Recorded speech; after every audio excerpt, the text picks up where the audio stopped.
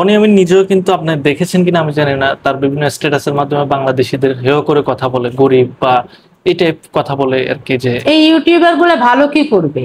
যে লোকটা বাংলাদেশে থাকার যোগ্যতাই রাখে না, সে আর ভালো কোত্থেকে হবে? যে অস্ট্রেলিয়ান টাকা দিয়ে আরামায়েশ করে এবং এখানে বসে বসে ইউটিউব চ্যানেলে বিভিন্ন ধরনের কুরুচিপূর্ণ কথা ছড়িয়ে দেয় এবং ওইখান থেকে ভিউ হবার পরে ওই টাকা দিয়ে যে ভালো মদ মাস্তি করে, সে আর ভালো কোত্থেকে হবে? আমার দেশের পক্ষে কথা বলে তো তার আর ভিউ হবে না।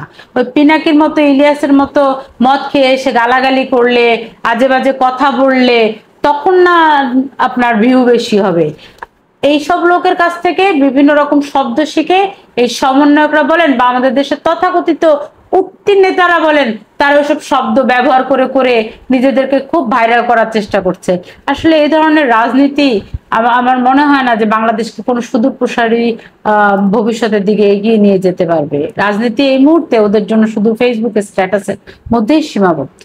আপনার কি মনে হয় যে এই যে বনিয়ামিন, ইলিয়াস, পিনাকি, এরা কি ভবিষ্যৎ বাংলাদেশ লিড দিবে বা ভবিষ্যৎ বাংলাদেশ চালানোর সম্ভাবনা আছে?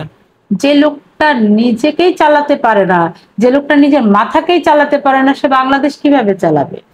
কিন্তু তারা তো প্রভাব বিস্তার করতেছে। তারা প্রভাব বিস্তার করছে, এটা কিছু কিছু মানুষের জন্য, কিছু কিছু মানুষের ক্ষেত্রে। আমার মতো সাধারণ মানুষ কিন্তু তাদেরকে কোনোভাবে গ্রহণ করে না।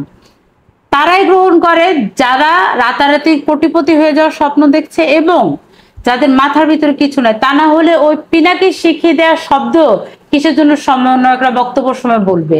আপনারা দেখেছেন অতি সম্প্রতিকালে তার একটা শব্দ বরিশালে সেই ছেলেটার মুখ দিয়ে বের হয়েছে। এই ধরনের শব্দ ওই লোক শিখিয়ে দিচ্ছে, এরা বলছে। এরা ভালো কিছু তো না।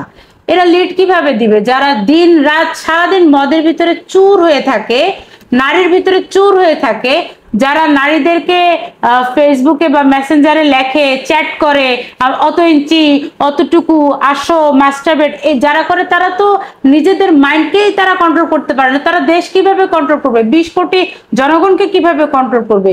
আসলে এটা একটা ট্রেডিশন চলছে, যুগে যুগে কালে কালে কিছু কিছু ট্রেডিশন হয়, এখন এটা চলছে, এটাও শেষ হয়ে যাবে।